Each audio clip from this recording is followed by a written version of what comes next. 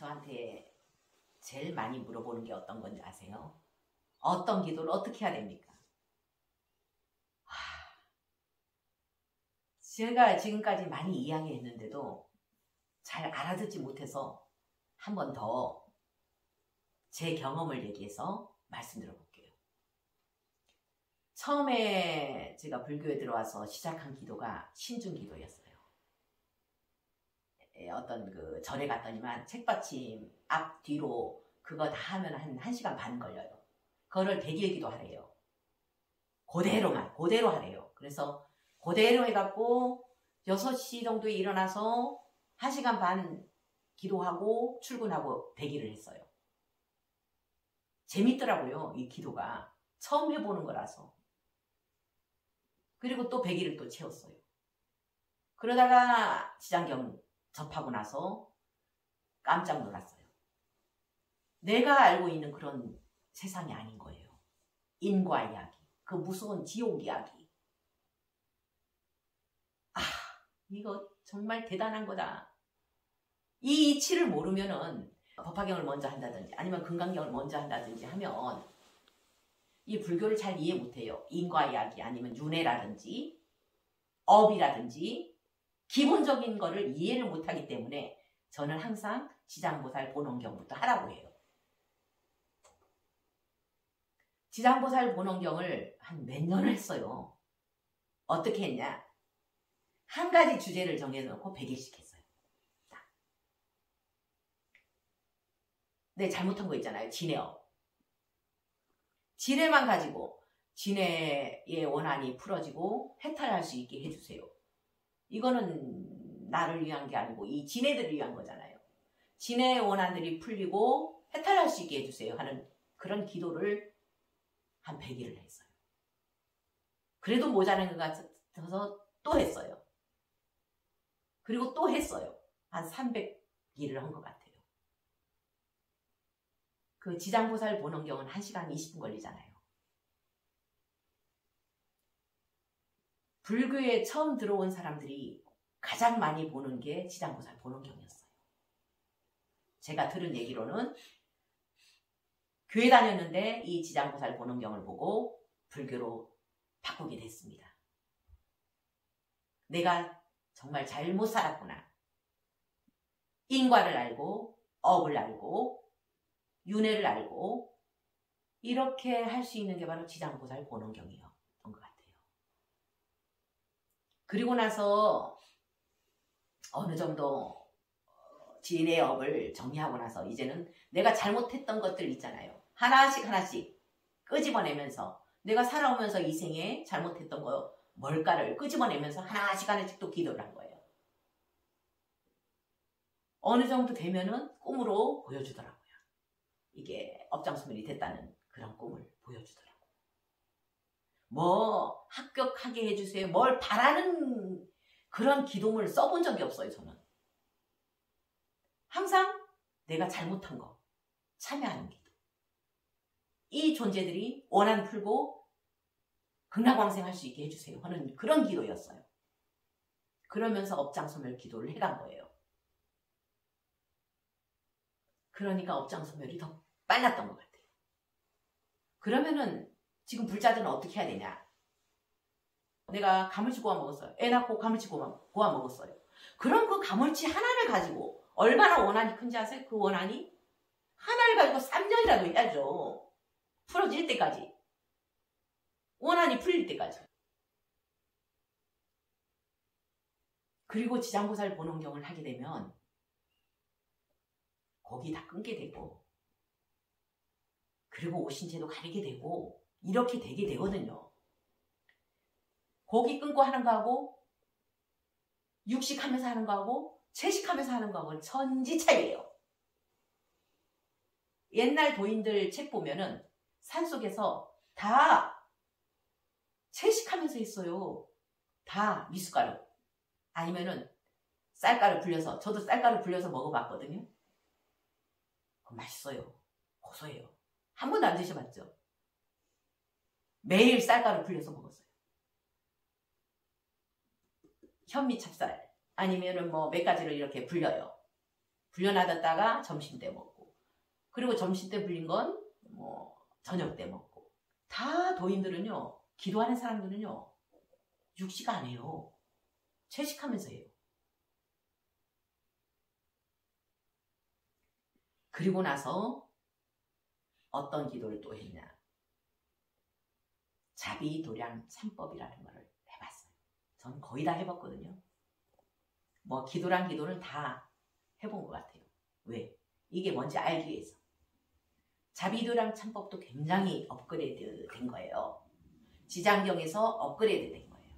이것도 나를 위한 게 아니에요. 육도 중생을 위해서, 아니면 아귀세계의 존재들을 위해서, 지옥세계의 존재들을 위해서 다 그렇게 하게 돼 있는 게 자비도량 참법이에요. 그리고 아비라 기도는 100년남 가지 않고 법당에서 어느 보살님하고 둘이가 같이 했어요. 정말 힘들거든요.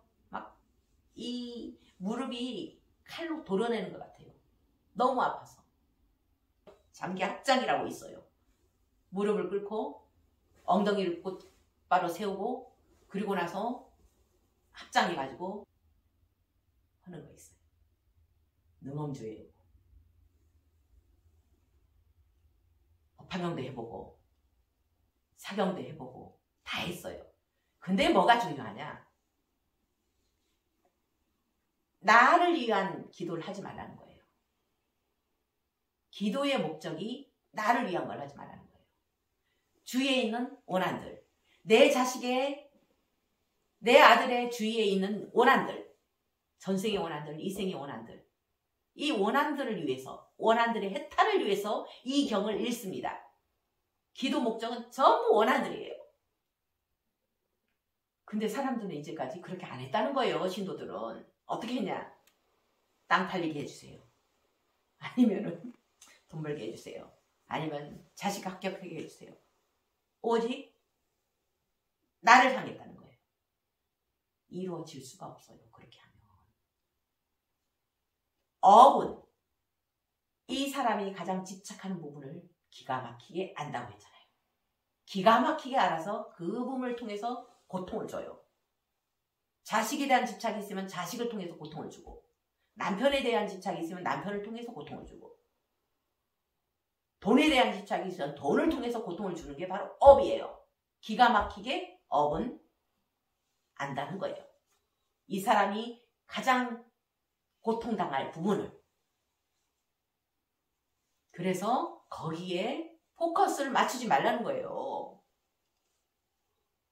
업이 좋아할 부분, 업이 집중적으로 노릴 부분을 거기에다가 맞추지 말라는 거예요. 오직 원한들의 해탈. 이 몸뚱아리 자체가 업이라 했잖아요. 업식에 의해서 이 몸뚱아리 껍데기를 입었다고 했잖아요. 인간이란 껍데기. 그럼 나를 위해서 하면 뭐가 강해지는 거예요? 업만 강해지는 거죠. 업만. 이 나라는 게 업이니까 나를 위한 기도는 업만 강해지는 그런 결과를 가져온다는 거예요. 자, 어떤 분이 그러더라고요. 스님, 우리 집 이사하라고 스님이 이사 잘못했다고 했는데 어떻게 할까요? 이래요. 방법이 있어요. 지장보살 원원경을 21독을 하는데, 한 독 할 때마다 시작하면서 끝맺으면서 이 터에 있는 인연들의, 원한들의 해탈을 위해서 이 경을 읽습니다. 이 경을 읽은 공덕으로 이 터의 원한들이 해탈할 수 있도록 불보살님께, 지장보살님께 발언합니다. 이렇게 하면 되잖아요. 그래서 21독을 하라는 거예요. 그렇게 하면 나를 향한 기도가 아니기 때문에 이루어진다는 거예요.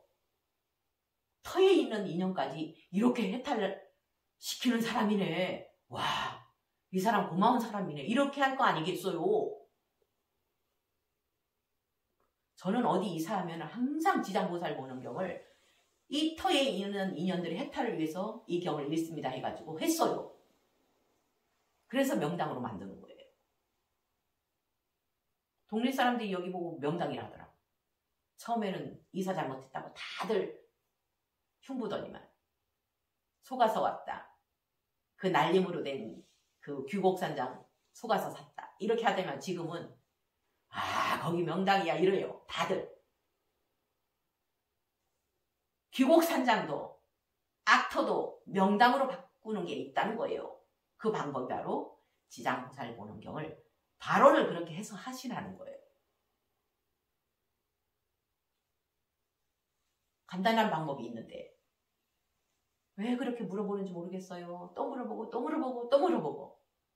그렇다고 내가 핸드폰도 안 터지는데 계속 저 언덕까지 올라가서 해야 되고.